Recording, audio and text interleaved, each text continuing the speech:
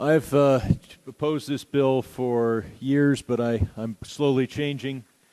I've said in the past you should have to leave your home to lose your home. But there are many bad actors in this field already, and it may make sense for us to regulate and tax and get electronic controls designed to prevent minors rather than to close our eyes and think that we can prevent this gaming. For my own state may need to go poker only rather than for everything, and I want to be able to be in a position to make that available to California. The existing bill may accomplish that, or I may need a clarifying amendment. And finally, the best reason for this bill is the prospect of revenue, which this country so desperately needs, because this is the revenue side of this is in Ways and Means, which has sometimes not been completely logical. For example, we don't have an estate tax this year. We have a huge one next year. I would want to make sure, absolutely sure, that this bill cannot go into effect unless the revenue piece also goes into effect. We've been promised $40 billion plus over the next 10 years, and we should be on track to get that, and the implementing legislation should come out, the tax legislation should be in place before the licenses are issued. With that, I yield back. And I'll now recognize the gentleman from California to offer an amendment. I have an amendment at the desk. The clerk will designate the amendment. Which one? Which one? Is I believe this is Sherman 101. Amendment to H.R. 2267 offered by Mr. Sherman of I California. ask unanimous consent that the reading be dispensed with. I do urge that all amendments that members have be at the desk so we can move quickly. The purpose of this... Gentlemen, withhold until it's fully distributed, please. The gentleman may proceed.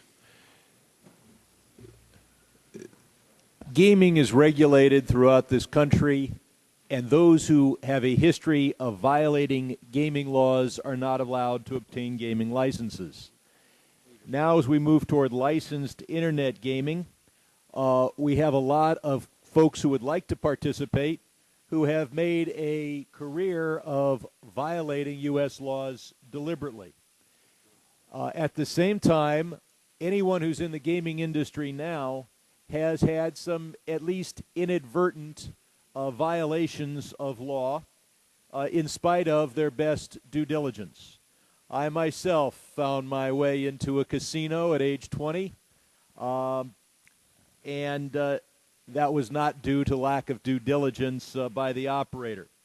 So the purpose of this amendment is to say that if you've intentionally violated federal or state gaming laws, or if you've been operating an internet gaming site and have not used due diligence to avoid violations of federal and state gaming laws on that site, you're not going to be a licensee.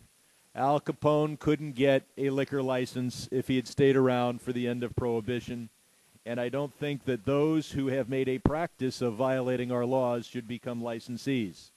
This is particularly important because we're relying on these licensees to be honest and diligent.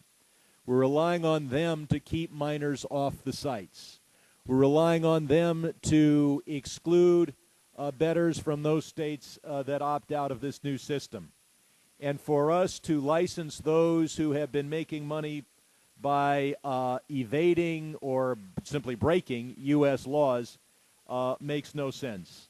There are a large number of capable entrants into this industry to provide a lot of competition without allowing the bad actors in. And so the purpose of this amendment is to say that those who will get licenses in the future will not include those who have been intentionally violating U.S. brick-and-mortar gaming laws in a felonious way or intentionally violating our internet gaming laws up until this date. I yield back.